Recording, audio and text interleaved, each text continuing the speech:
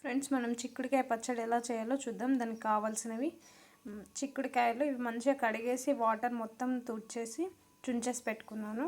Next కచ్చపచ్చగా దంచేసాను వెల్లుల్లి, next ఎండుమిర్చి, నెక్స్ట్ శనగపప్పు, ఆవాలు, ఉప్పు, జీలకర్ర అండ్ ఒక చెక్క నిమ్మవక్క అండ్ కారం. ఇప్పుడు ప్రిపరేషన్ చూద్దాం. ఇప్పుడు స్టవ్ పైన ప్యాన్ పెట్టేసి డీప్ ఫ్రై కావాల్సినంత ఆయిల్ వేసుకుంటున్నాను. ఇప్పుడు ఆయిల్ బాగా హీట్ ఎక్కింది. ఇప్పుడు ఇందులో మనం కట్ చేసి పెట్టుకున్న చిక్కుడుకాయ వేసి వేయించుతాం.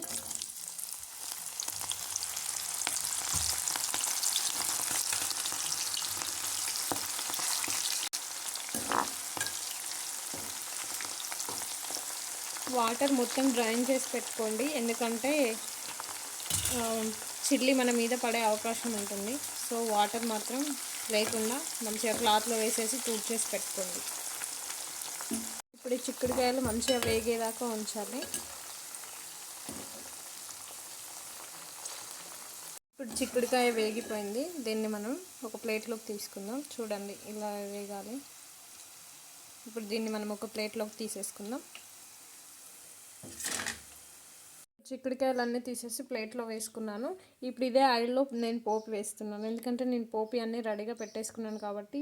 ఆయిల్ కూడా హీటే ఉంది కాబట్టి ఈ ఆయిల్ని నేను కొంచెం తీసేసి పోపుకి ఎంత అవసరమో అంతే ఉంచుకుంటున్నా. కావాల్సినంత ఆయిల్ తీసేసుకున్నాను. తీసేసుకొని అందులో కొంచెం ఆవాలు వేస్తున్నా.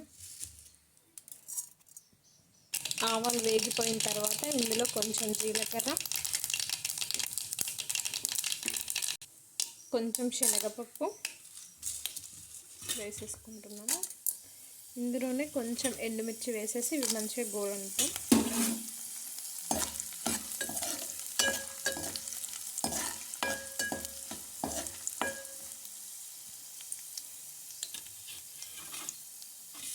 ఇదంతా వేగిపోయినాయి కదా పోపులన్నీ. ఇప్పుడు కొంచెం కచ్చపచ్చగా దంచేసి పెట్టుకున్న వెల్లుల్లి వేసేస్తున్నాను.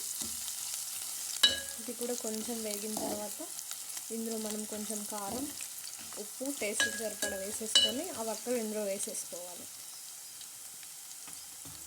ఇప్పుడు ఈ పోపులో నేను కారం వేస్తున్నాను. 3 స్పూన్స్ వేసాను. మీ టేస్ట్కి సరిపడా మీరు వేసుకోండి. ఇప్పుడు ఇందులో 1 స్పూన్ సాల్ట్ వేస్తున్నాను. మీరు చూసి వేసుకోండి మీ టేస్ట్కి తగినంత.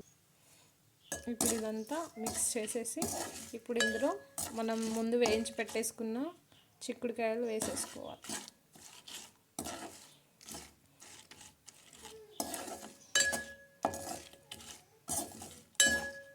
పోపు మొత్తం కలిపేసాను కదా. ఇప్పుడు ఇందులో మనం వేయించి పెట్టుకున్న చిక్కుళ్ళు వేసేసి కలిపేసుకుందాం.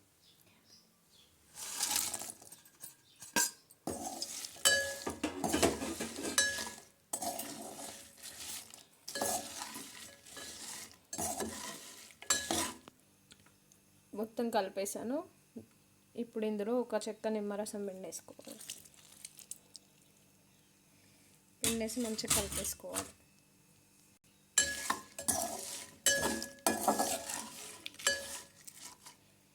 ఇప్పుడు చిక్కుడుకాయ పచ్చడి రెడీ అయిపోయింది. ఇప్పుడు మనం ఒక గిన్నెలోకి తీసేసుకుందాం.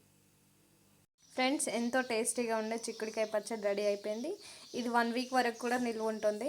మీరు తప్పకుండా ట్రై చేయండి, చాలా టేస్టీగా ఉంటుంది. మీరు ప్రిపేర్ చేసి నాకు కామెంట్ బాక్స్లో చెప్పండి ఎలా ఉందనేసి.